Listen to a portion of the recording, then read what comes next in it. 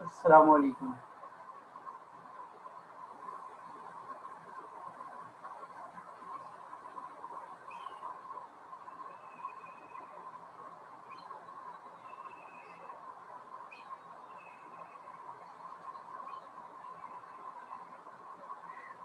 अस्सलाम वालेकुम।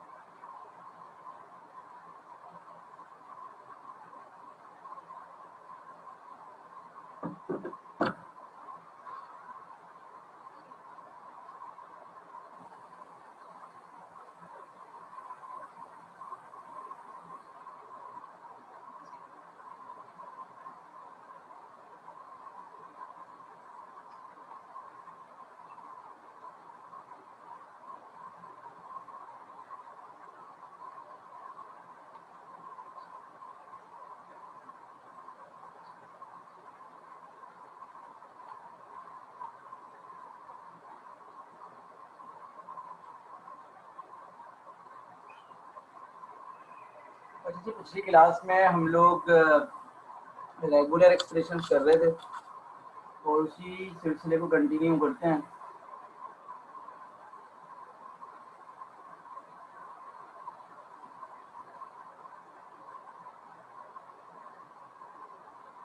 देखिए, रेगुलर एक्सप्रेशन का कॉन्सेप्ट पता होना चाहिए, याद होना चाहिए कि हमने वो बनाया क्यों था, क्योंकि हम उसे कन्वर्ट करना चाह रहे थे एनएफए में, और एनएफए को कन्वर्ट करना चाह रहे थे डीएफए में।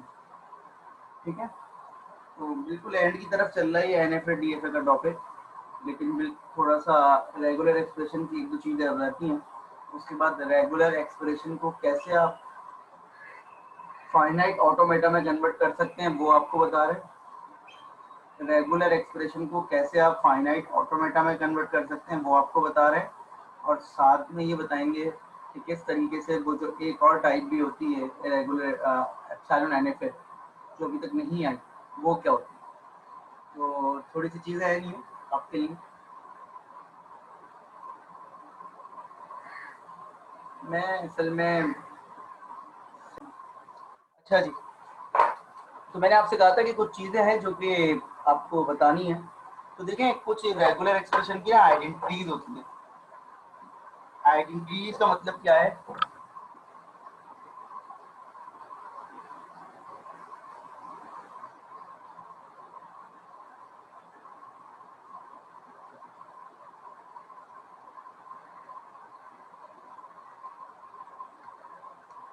जैसे कि ये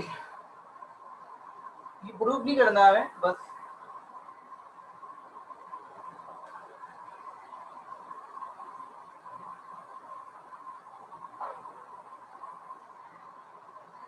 ये एक रूल है।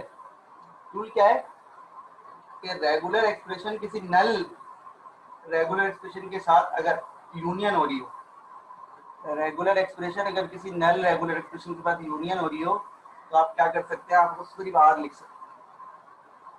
ठीक है,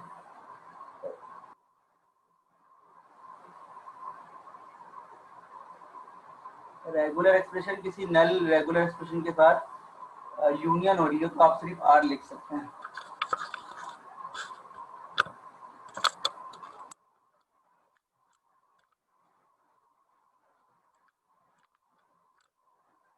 अच्छा जी, दूसरी क्या है? सिंपल सी है, कोई इतनी मुश्किल नहीं है।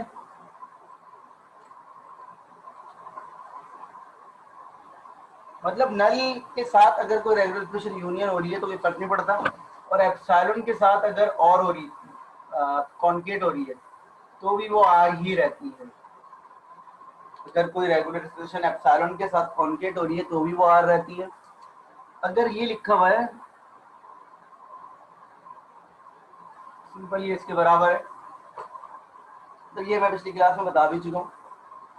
ठीक है, बाकी अगर किसी भी चीज पे क्लोजर लगा हुआ है, चाहे वो नल सेट पे क्यों ना हो, तो उसका मतलब ये होता है कि उसमें एप्सिलॉन शामिल होता है। किसी भी चीज पे अगर क्लोजर लगा हुआ है तो चाहे वो नल सेट क्यों ना हो, उसमें एप्सिलॉन शामिल होता है। R r closure is equal to r plus, ये बता चुका हूं,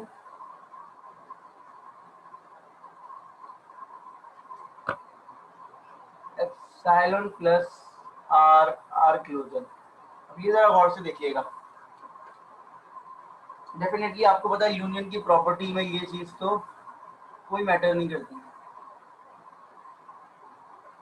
लेकिन इस पूरे की जगह पे आप सिर्फ आर क्लोजर भी लिख सकते हैं। गौर से देखिएगा इसमें, सॉरी आर क्लोजर, बिल्कुल। अब देखिए जरा इसको गौर से देखें, इस रूल को समझ लें। ये कह रहा है कि या तो एप्सिलॉन या आर आर क्लोजर। अब अगर आपसे कहा जाए कि सिर्फ एक को कंसीडर कर लीजिए इसको, तो इस वाली रेगुलर एक्सप्रेशन में ये कह रहा है कि या तो एप्सिलॉन आएगा या कम से कम एक आर आएगा, और फिर उसके बाद आर जो है वो मोर नंबर ऑफ टाइम आ जाएंगे, ऐसा ही ना।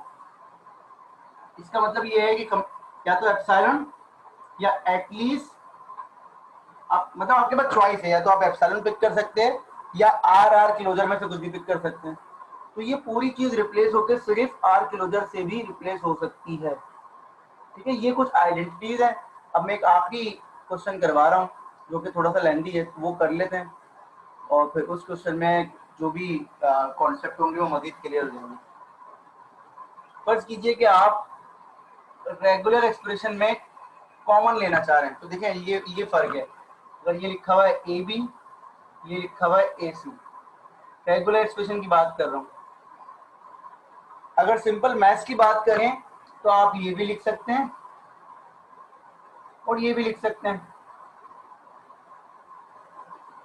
सिंपल मैथ्स की बात करें दोनों चीजें बराबर हैं, लेकिन since this is regular expression तो you are not allowed to write, आप सिर्फ ऐसे लिखेंगे। देखिए इसको गौर से देखिएगा, आपने ए दोनों में से कॉमन तो लिया लेकिन लेफ्ट हैंड साइड से, ये बात समझ में आई। आपने ए कॉमन लिया है दोनों में से लेकिन लेफ्ट हैंड साइड पे से, इसका मतलब क्या है, बी से भी पहले ए आएगा और सी से भी पहले ए आएगा। ये बात समझ में आई, तो मैंने समझाने की कोशिश की है। इसका मतलब ये है कि बी से पहले ए आता है और सी से पहले आता है। अगर मैं ये लिख रहा हूं तो सही है, लेकिन फर्ज कीजिए कि अगर मैं ये लिख रहा हूं तो ये चीज रेगुलर एक्सप्रेशन में not equal to this thing. ये बात समझ में आई, ठीक है। इसका मतलब ये है बी ए सी ए, जबकि ओरिजिनल एक्सप्रेशन क्या थी, ए बी एंड ए सी। ये बात समझ में आई आप सबके।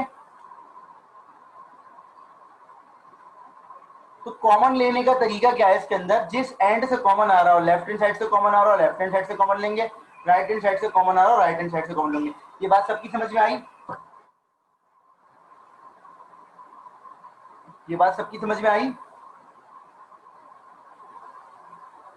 ठीक है। एक और चीज बता देता हूँ, फिर उसके बाद जो है एग्जाम्पल कर, ये देखिएगा फर्स्ट में लिखा हुआ है ए प्लस ए सी, अभी भी मैं कॉमन ले सकता हूँ।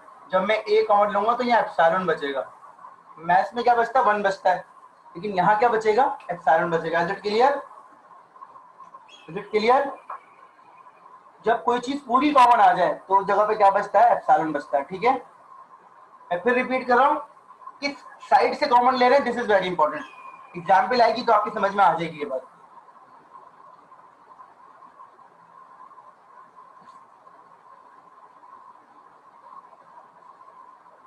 चलिए आखिरी सवाल है, no two as and no two बीज कैन कम टूगेदर।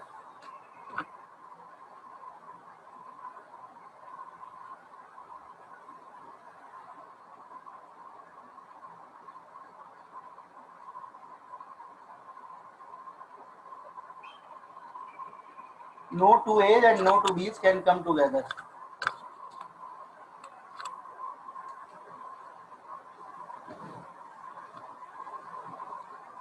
अब देखें सवाल में, अगर मैं पहले तो आप जल्दी से बताइए कि आपको लैंग्वेज में क्या समझ में आ रहा है।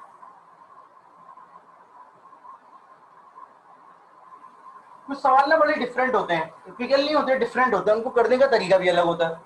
अभी कह रहा no two as and no two बीज कैन कम टुगेदर, तो हम ये बात कर सकते हैं कि सर कोई भी दो ए और दो बी एक साथ नहीं आ सकते, तो सर एप्सिलॉन आ सकता है, सही है। सर ए आ सकता है, सही है। सर बी आ सकता है, सही है। अब बताइए सर ये आ सकता है, सही है। सर ये आ सकता है, सही है। सर ये आ सकता है, सही है। सर ये आ सकता है, सही है।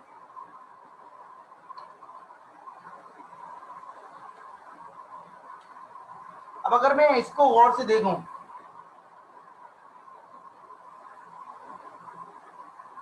सारे कॉम्बिनेशन क्या होंगे, ए के बाद बी या बी के बाद ए, या एंड हो रहा होगा या कुछ नहीं होगा, ठीक है ना। अगर इन सारी एक्सप्रेशंस को आप गौर से देखें, जो मैंने आपको स्ट्रिंग लिखे हैं, जरा गौर से देख के लैंग्वेज समझ लीजिए प्लीज। जब लैंग्वेज समझ में आ जाएगी तो मैं आगे बढ़ता हूँ। शाबाश, मुझे बताइए कि लैंग्वेज समझ में आ गई।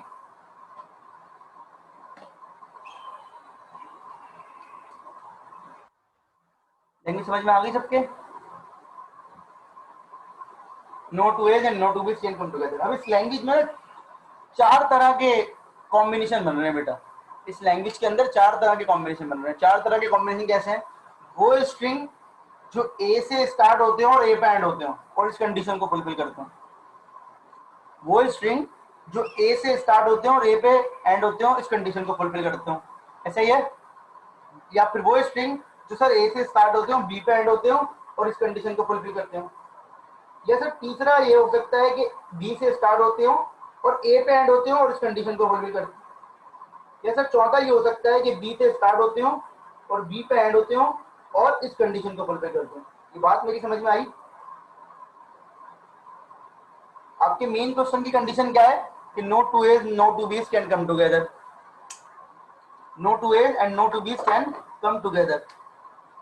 आपके आपके क्वेश्चन की मेन कंडीशन क्या है कि no two as and no two बीज कैन कम टुगेदर, लेकिन उसमें भी 4 तरह के कॉम्बिनेशन बन रहे हैं। तो अगर मैं उन 4 कॉम्बिनेशन को यहाँ लिखूं तो मेरे लिए ज्यादा आसानी जाएगी। मैं लिखता हूँ, देखें, स्टार्ट एंड। मैंने लिखा ए से स्टार्ट हो रहे हैं, ए पे एंड हो रहे हैं। तो आप मेरी हेल्प करें।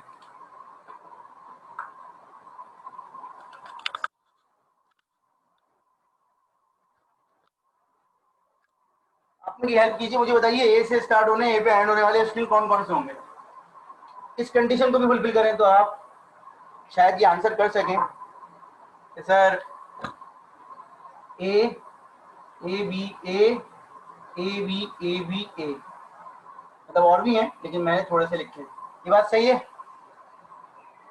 ये बात समझ में आई सबके?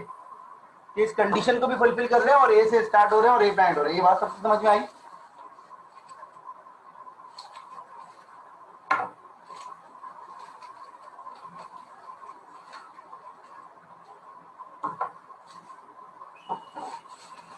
ठीक है। अब ये देखें, अब अगर मैं आपसे बोलूं सर दूसरे स्ट्रिंग कौन से हो सकते हैं, तो आप बोलेंगे सर ए से स्टार्ट हो रहे हो और बी पे एंड हो रहे हो। ऐसा ही है? अब अगर वो स्ट्रिंग आपसे पूछी जाए तो भी आप बड़े आराम से लिख सकते हैं। बोलेंगे sir a B, A B, A b and so on. ऐसा ही है? अब अगर तीसरे पूछे जाए तो आप बोलेंगे सर बी से स्टार्ट हो रहे हो, बी से स्टार्ट हो रहे हो और ए पे एंड हो रहे हो। अब अगर वो लिखवाएं तो आप बोलेंगे सर वो भी हम लिख सकते हैं। देखें, b A, B A, B a and so on. Is it clear? Concept समझ में आ रहा है कि मैं क्वेश्चन को कैसे सॉल्व करने की कोशिश कर रहा हूं? मैं इसके हर ग्रुप के कॉम्बिनेशन बना लूंगा और उसकी रेगुलर एक्सप्रेशन अलग अलग लिख लूंगा और उनको आपस में क्या कर दूंगा, मर्ज कर दूंगा। ठीक है। अब बताएं आखिरी वाला कौन सा है, बी और बी। तो अगर बी भी लिखें तो आप बोलेंगे सर देखें सर बी, बी ए, बी, बी ए, बी ए, बी। समझ में आया? पहले बताएं ये चारों समझ में आए? ये चारों कॉम्बिनेशन समझ में आए? ठीक है ना। हमने इस कंडीशन पे रहते हुए, इस कंडीशन को फुलफिल करते हुए, इस कंडीशन को फुलफिल करते हुए हमने हर किसी की स्ट्रिंग लिख ली है। अब हम क्या करेंगे, हर कॉम्बिनेशन की रेगुलर एक्सप्रेशन लिख लेंगे और उनको आपस में यूनियन करके लिख देंगे, सिंपल। तो आप मुझे बताइए इसकी रेगुलर एक्सप्रेशन क्या होगी पहले वाले की। गौर से देखिए क्या चीज रिपीट हो रही है। शुरू में क्या चीज कंफर्म है? शुरू में क्या चीज कंफर्म है? शुरू में क्या चीज कंफर्म है? ए। और उसके बाद क्या चीज रिपीट हो रही है बार बार? आप बोलेंगे सर देखिए रेगुलर एक्सप्रेशन जो हो सकती है ए और फिर बी ए रिपीट हो रहा है बार बार। क्या रिपीट हो रहा है? बी ए का पैटर्न। ऐसा ही है ना? भाई ए तो आएगा, उसके बाद बी ए का पैटर्न लाजमी आएगा। इसका मतलब मैं ये लिख सकता हूं, आसान हो गया। और थोड़ा सा करके लिख देता हूं, ए बी ए क्लोजर। समझ में आ रही है बात? आसान होगी ये बात, आसान हो गई ये बात। अब for the time being, just for the sake of learning, मुझे बताइए क्या इसके अलावा कोई और फॉर्म के अंदर रेगुलर एक्सप्रेशन लिखी जा सकती है इस चीज की? क्या इसके अलावा कोई और रेगुलर एक्सप्रेशन पॉसिबल है? सोच के बताइए, पॉसिबल है? सोच के बताइए पॉसिबल है? जल्दी से बता दीजिए इसी को देखते हुए।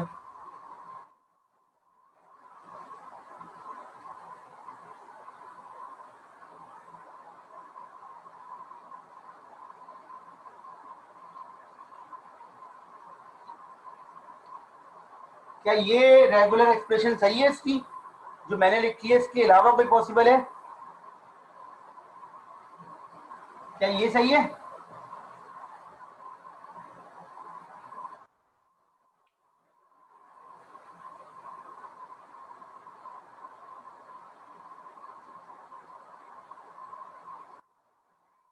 क्या ये रेगुलर एक्सप्रेशन सही है? बेटा आंसर कीजिए जल्दी से। क्या इस एक्सप्रेशन, इस स्ट्रिंग की फॉर्म की ये रेगुलर एक्सप्रेशन सही है, तो ये भी रेगुलर एक्सप्रेशन सही है?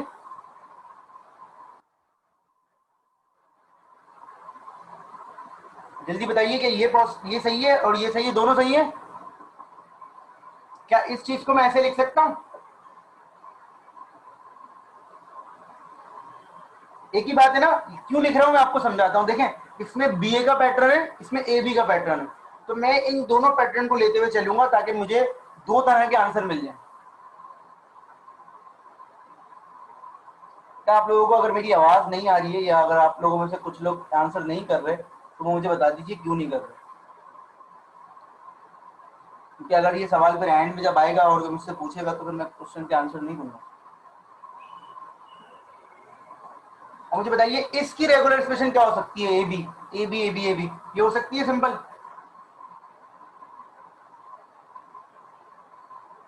सिंपल ये हो सकती है ए बी होल क्लोजर?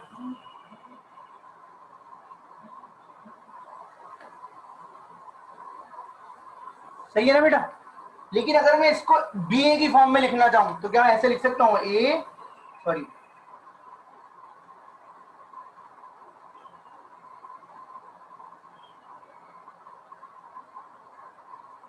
क्या मैं इस तरीके से लिख सकता हूं?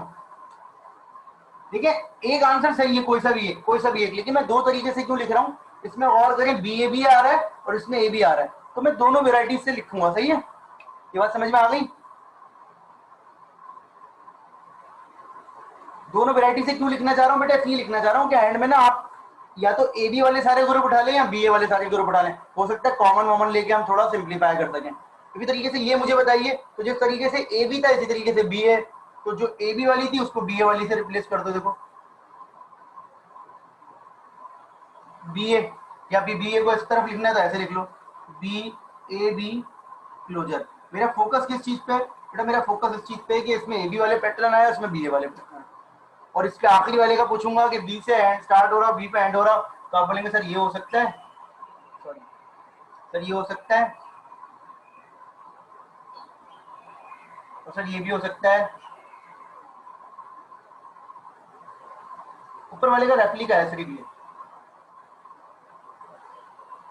तो ये चार बन गई, ये चारों रेगुलर एक्सप्रेशन बन चुकी है। अब आप या तो या चारों एक साथ लिख लें या ये चारों एक साथ लिख लें, या तो आप ये चारों एक साथ लिख लें या आप ये चारों एक साथ लिख लें। Is it clear? हम कॉमन ले लेते हैं, हम इन चारों को ले लेते हैं ए बी वाली को, क्योंकि हमें ए बी से ज्यादा हमें फेमिलियर होते हैं, तो हम ए बी वाली को एक साथ लिख लेते हैं। देखिएगा जरा, मैं देखिएगा मैं किस तरीके से कॉमन लूंगा। तो पहले मुझे इतना बता दीजिए, चारों समझ में आ गई हैं? अगर आ गई हैं तो फिर मुझे वो जगह साफ करनी है, व्हाइट बोर्ड चाहिए मुझे। बड़ी सिंपल सी है ये।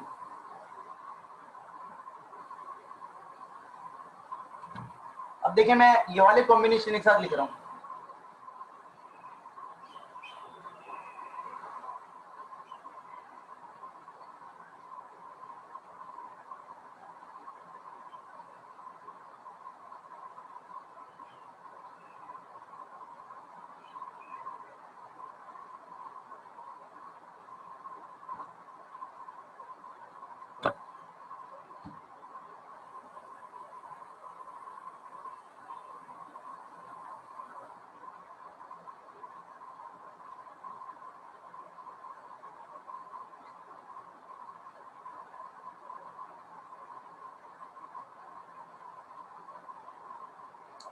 ये 4 मैंने एक साथ लिख दिए, ठीक है। अब ये 4 लिखने के बाद आपका काम तो खत्म हो गया। आपने बोला सर ये काम हमारे क्वेश्चन करता है। अब अगर आपके स्ट्रिंग ए से स्टार्ट हो रहे हो और ए पे एंड हो रहे हो तो आप यहां से बना लें। अगर ए से स्टार्ट हो रहे हो बी पे एंड हो रहे हो तो यहां से बना लें। अगर बी से स्टार्ट हो रहे हो ए पे एंड हो रहे हो तो यहां से बना लें। अगर बी से स्टार्ट हो रहे हो बी पे एंड हो रहे हो तो यहां से बना लें। सिर्फ क्लोजर चाहिए हो तो ये पिक करके यहां से एप्सिलॉन पिक कर लीजिए।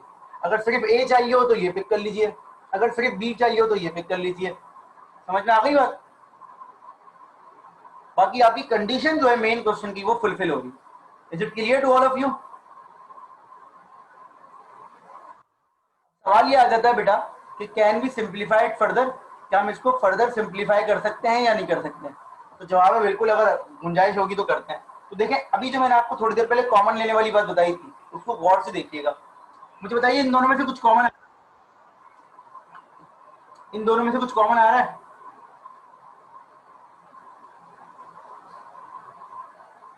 ए बी का क्लोजर कॉमन आ रहा है लेफ्ट हैंड साइड से राइट हैंड साइड से। This is very important. आप कहां से कॉमन लेते हैं ये बड़ी बात है। आप लेफ्ट हैंड साइड से कॉमन लेंगे या राइट हैंड साइड से कॉमन लेंगे, ये बड़ी इंपॉर्टेंट। ठीक है, लेफ्ट हैंड साइड से कॉमन आ रहा है, ये दोनों लेफ्ट हैंड साइड से कॉमन आ रहे हैं। ए के लेफ्ट पे बना हुआ है, तो मैं इसको ऐसे लिखूंगा और से देखिएगा, ए बी क्लोजर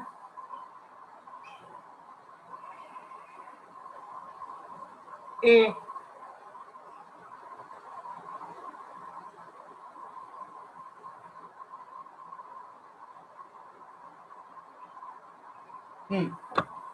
देखिए यहाँ तो ए आ गया।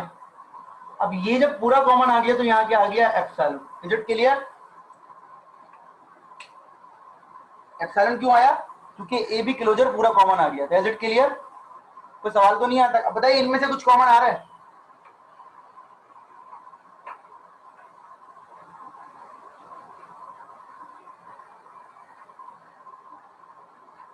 जब भी हम कॉमन लेते हैं तो हमारी कोशिश ये होती है कि ज्यादा से ज्यादा चीजें कॉमन आए। ठीक है, तो बिल्कुल ये जो लोग बता रहे हैं answer Mahad Alina, B A B closure common आ रहा है। क्या कॉमन आ रहा है बेटा? बी ए बी क्लोजर पूरा कॉमन आ रहा है, बी ए बी क्लोजर। ठीक है, तो ये देखिए मैं लिखूंगा plus b A B closure, और क्या चीज कॉमन आ गई? इधर लेफ्ट हैंड साइड से आया तो ये भी ए प्लस एप्सिलॉन हो गया। ठीक है बेटा, ये चीज समझ में आ गई? अब मुझे बता इसमें से कुछ कॉमन आ रहा है? एक लेफ्ट हैंड साइड से आ रहा है, राइट हैंड साइड से। ये फिर रिपीट कर रहा हूँ, बड़ी इंपॉर्टेंट बात है। राइट साइड से आ रहा है, लेफ्ट हैंड साइड से, ये बिल्कुल याद रखना है आपने। तो ये राइट हैंड साइड से आ रहा है, तो देखिए मैं इसको राइट पे लिखूंगा, ए प्लस एप्सिलॉन, और क्या बचा इधर? इधर बचा ए बी क्लोजर, और यहां बचा plus b A be closer.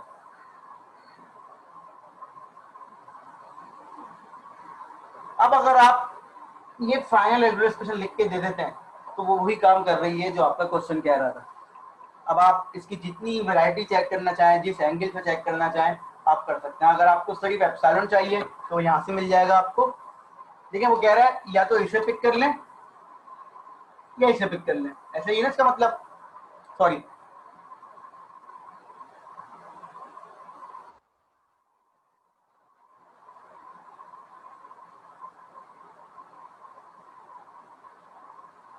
क्या कुछ है इसमें गुंजाइश और तो बता दीजिए। कॉमन लेते हुए क्या मजीद कोई चीज कॉमन आ सकती थी?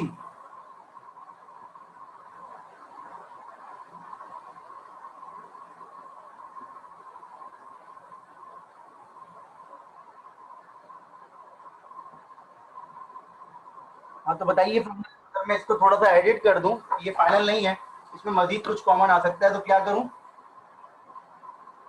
मिटा देता हूं। तो ये पूरी चीज कॉमन आ रही है बेटा। ठीक है, ये पूरी चीज कॉमन आ रही है। सही कह रहा हूं गलत? ये पूरी चीज कॉमन आ जाएगी। देखिए इधर भी ये चीज मौजूद है और इधर भी ये चीज मौजूद है। कहां से कॉमन आएगी? राइट हैंड साइड से। तो देखिए a B closure, a plus epsilon, और इस तरफ क्या आ जाएगा? Epsilon plus b. इस पूरे को कॉमन लिया तो एप्सिलॉन आ गया, इस पूरे में से सिर्फ बी रह गया तो यार, तो ये फाइनल रेगुलर एक्सप्रेशन और सिंप्लीफाई कर दिया हमने। अगेन कह रहा हूं, आप यहाँ रोक दें, यहाँ रोक दें, या जो आपने शुरू में लिखा वो रोक दें, कोई मसला नहीं है। लेकिन अगर आपको सिंप्लीफाई करने को कहा जा रहा है या प्रूफ करने को कहा जा रहा है कि इसको बना के दिखाइए, तो फिर आपको करना पड़ेगा। ठीक है, तो ये आपकी फाइनल रेगुलर एक्सप्रेशन। अगर आपको चाहिए, अब देखें गौर से देखिएगा, अगर आपको सिर्फ सिर्फ एप्सिलॉन चाहिए तो आप कहां से पिक कर सकते हैं, यहां से भी एप्सिलॉन, यहां से भी एप्सिलॉन, यहां से भी एप्सिलॉन। ठीक है, क्लियर हो गई बात, सिर्फ एप्सिलॉन। अब अगर आपको सिर्फ ए चाहिए तो आप यहां से ए पिक कर लीजिए, यहां से एप्सिलॉन, यहां से एप्सिलॉन। अगर आपको सिर्फ बी चाहिए तो यहां से बी पिक कर लीजिए, यहां से एप्सिलॉन, यहां से एप्सिलॉन। अब आ जाए वो स्ट्रिंग जो ए से स्टार्ट होती हो और ए पे एंड होती हो, यहां से एप्सिलॉन पिक कर लें, यहां से पिक करके यहां से ए पिक कर लें। वो स्ट्रिंग जो ए से स्टार्ट होते हो बी पे एंड होते हो, इसको बार बार चलाते रहे, इन दोनों को खत्म कर दे। वो स्ट्रिंग जो बी से स्टार्ट होते हो बी पे एंड होते हो, यहां से बी पिक करके यहां से पिक करते रहे, इसको एंड करते हैं एप्सिलॉन से। वो स्ट्रिंग जो बी से स्टार्ट होते हो ए पे एंड होते हो, यहां से भी पिक करें, यहां से भी पिक करें, यहां से भी पिक करें। चारों एंगल से चारों क्वेश्चन की वैरायटी जो है वो फुलफिल हो रही है। तो सवाल है यहां तक तो पूछ लीजिए।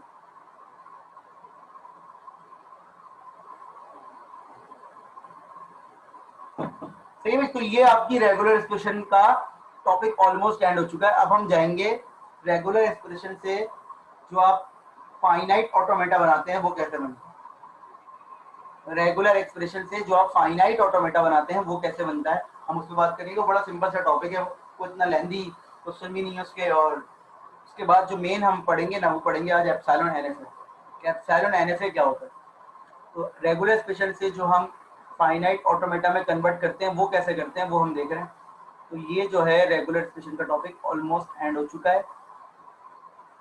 ठीक है, रेगुलर एक्सप्रेशन को फाइनाइट ऑटोमेटा में कन्वर्ट करना है, it's not a big deal. क्यों, क्योंकि उसका रीजन ये है बेटा कि देखें, अगर आपने रेगुलर एक्सप्रेशन बना ली है तो जो, पहले तो मैं थोड़ा सा ना इसका वो समझा दूं ताकि बेसिक चीज क्लियर हो जाए स्टूडेंट्स को। देखिएगा, ये देखें, आपने रेगुलर एक्सप्रेशन बनाई है और आप चाह रहे हैं कि उसको आप ऑटोमेटा में कन्वर्ट करें। तो देखिए, फाइनाइट ऑटोमेटा में लिख रहा हूं, बार बार डीएफए नहीं लिख रहा। बाय डिफॉल्ट जो बनता है वो बनता है एनएफए। एनएफए क्या है, एनएफए वो है सर जिसमें मल्टीपल ट्रांजिशन अलाउ है। सर एनएफए वो है जिसमें एप्सिलॉन ट्रांजिशन अलाउ है, ऑल्दो कि आपने भी पढ़ी नहीं है लेकिन अभी मैं आपको पढ़ाने जा रहा हूँ।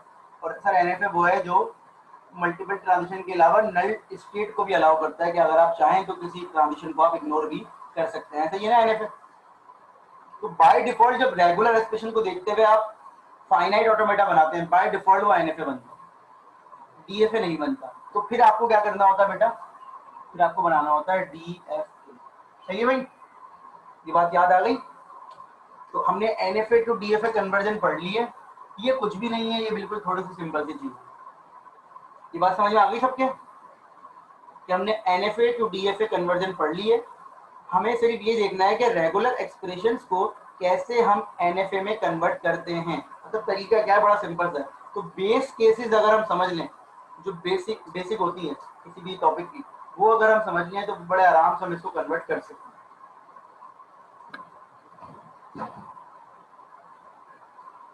ये देखिएगा, इसके बेस केसेस हैं। बेस केसेस का मतलब क्या होता है कि सिंपल की बात कर रहा हूं मैं। अगर मैं आपसे कहूं ये, तो आपका जवाब होगा सर इसकी रेगुलर एक्सप्रेशन ए है। सही कह रहा हूँ गलत,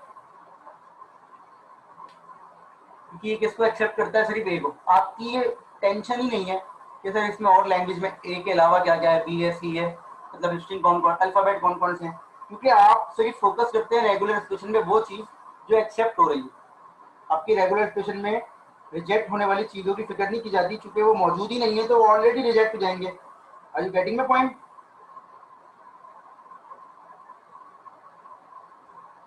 अब अगर आपसे पूछा जाए सर कि एक रेगुलर एक्सप्रेशन है वो ये है ए बी, तो अब आपको ये टेंशन नहीं है कि सर अगर शुरू में बी आया तो क्या करना है।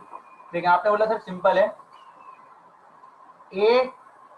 अब मैं बताए, अब मैं कन्वर्जन पढ़ा रहा हूँ तो मैं स्टेट के नाम ना भी लिखूं तो आप समझ जाए। ये देखें ए बी,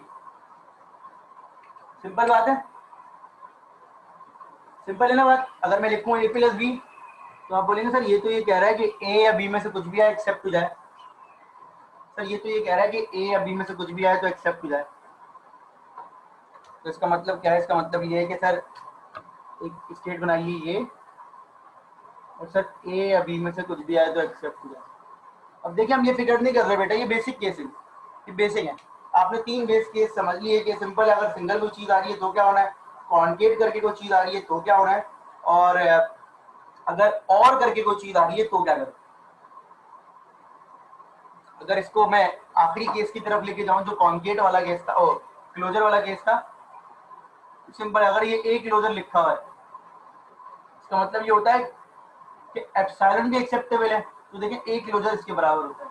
और से देखिएगा हमेशा इनिशियल स्टेट पर नहीं, सिंगल ए क्लोजर लिखा हुआ है, तो इसका मतलब है 0 और मोर अकरेंस ऑफ ए, ऐसा ही है ना। तो देखिए इनिशियल स्टेट पे हमने फाइनल स्टेट बना दी और जितने भी ए आएंगे वो एक्सेप्ट हो जाएंगे। Is it clear?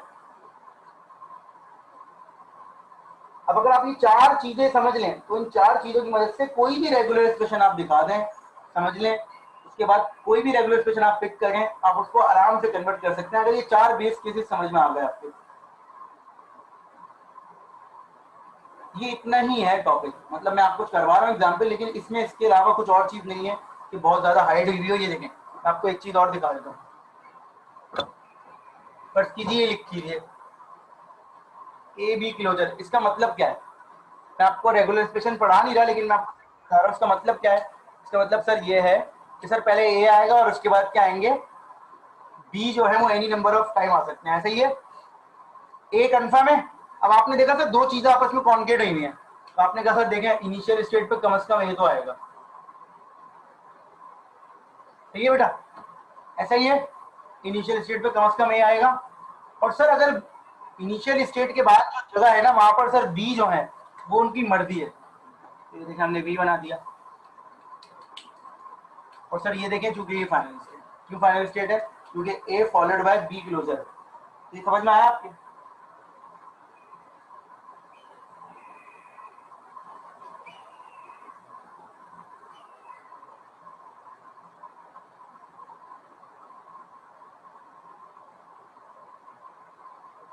एक और इंपॉर्टेंट चीज है जैसे ये, अब देखिए इसका मतलब क्या है, इसका मतलब बताइए पहले मुझे, इस रेगुलर एक्सप्रेशन का मतलब क्या है, इस रेगुलर एक्सप्रेशन का मतलब क्या है।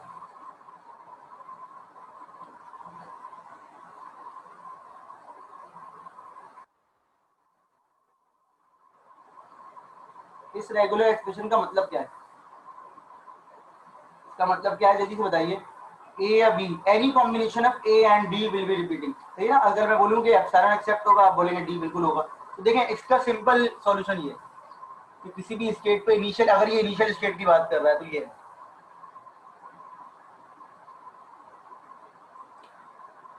और अगर ये हो जाए बेटा, फर्ज करिए ये हो जाए, सॉरी इसी में चेंजेस कर देता हूँ ये।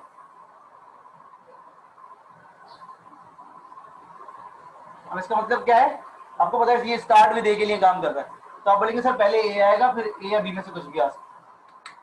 ये ऊपर वाला देख लें। तो इट्स नॉट अबाउट कि क्लोजर हमेशा इनिशियल स्टेट पे लगेगा, ये तो रिपीटेशन है ना, तो ए के बाद है, तो ये यहां लगा दिया। Is it clear? Is it clear?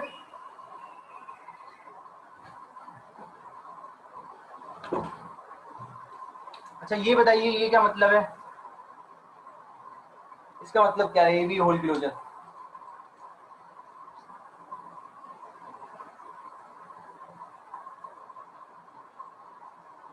इसका मतलब है ए के बाद बी आता रहेगा बार बार, मतलब ए बी रिपीटेशन होती रहेगी पूरा pattern, a B A B A b. तो ये क्वेश्चन किस तरीके का, ये देखें इसमें इनिशियल स्टेट तो बनेगी फाइनल क्योंकि इसमें एप्सिलॉन एक्सेप्टेबल है, लेकिन ये क्वेश्चन ये कहता है कि देखिए एक कॉन्केट वाली कहानी हो रही है, तो आप पहले इधर जाइए और चूंकि बी देख के आपको वापस इनिशियल स्टेट पे आना है, तो आप एक्सेप्ट कब करेंगे, जब पूरा ए बी का पैटर्न आता रहेगा। आप एक्सेप्ट कब करेंगे, जब पूरा ए बी का पैटर्न आता रहेगा। देखें ए के बाद बी, सिर्फ ए एक्सेप्ट नहीं होगा, ए के बाद बी, ए के बाद बी, ए के बाद बी। तो जो इस तरीके के क्वेश्चन होते हैं ना जिसमें एक ग्रुप पे, कॉन्केट वाले ग्रुप पे क्लोजर लगा हुआ होता है, तो उस ग्रुप को आप दोबारा से घुमा के उसी जगह पे लेके आते हैं जहां से आपने स्टार्ट किया होता है, जहां से आपने स्टार्ट किया होता है। देखिए अगर ये लिखा हुआ होता बेटा, गौर से देखिएगा, अगर ये लिखा हुआ होता ए ए बी क्लोजर, तो ये क्या होता है, ये देखिए गौर से देखिएगा, आपने इसको ए दिया, अब आप यहां आ गए, अब ये देखिएगा आपने लिखा ए और बी और आपने इसको बना दिया फाइनल। अब ये देखें ए तो एक्सेप्ट हो रहा है सिर्फ, लेकिन उसके बाद a B A B A B A b accept हो रहा है। तो जहां से आप शुरू करते हैं ना ग्रुप के क्लोजर में, वहीं वापस आना होता है। Is it clear? जहां से आप शुरू करते हैं वहीं वापस आना होता है। अगर ब्रैकेट के अंदर क्लोजर लगाओ, ब्रैकेट के ऊपर क्लोजर लगा हुआ हो कॉन्केट पे, अगर यूनियन पे लगा हुआ हो तो वहीं रहते हैं। तो अगर मैं इसको ए बी सी कर दूं तो अब आप क्या बोलेंगे? बोलेंगे सर ये एक और स्टेट पे आगे जाएगा। ये देखिए अब ये जाएगा इधर, ये सी देखेगा, सॉरी बी देखेगा, फिर ये वापस आएगा सी देख के दोबारा से इनिशियल स्टेट। ऊपर वाला क्वेश्चन देखिएगा, a b c a b c a b c. Clear हो रही है बात? तो ये तमाम वैरायटीज अगर आप समझ लें तो आप किसी भी रेगुलर एक्सप्रेशन को बहुत आराम से कन्वर्ट कर सकते हैं किसके अंदर, एनएफए के अंदर। तो एनएफए क्यों कह रहा हूँ? क्योंकि देखें हर स्टेट इनकम्प्लीट है, ज्यादातर स्टेट्स क्या इनकम्प्लीट है। इस पे बी की ट्रांजिशन नहीं है, इस पे सी की ट्रांजिशन नहीं है, इस पे सी और ए की ट्रांजिशन, बी और ए की ट्रांजिशन नहीं है, और इस पे ए और सी की ट्रांजिशन नहीं है। तो ये मामला है, इसीलिए इसको बार बार मैं क्या कह रहा हूँ कि बाय डिफॉल्ट जो बन के आता है वो बन के आता है एनएफए।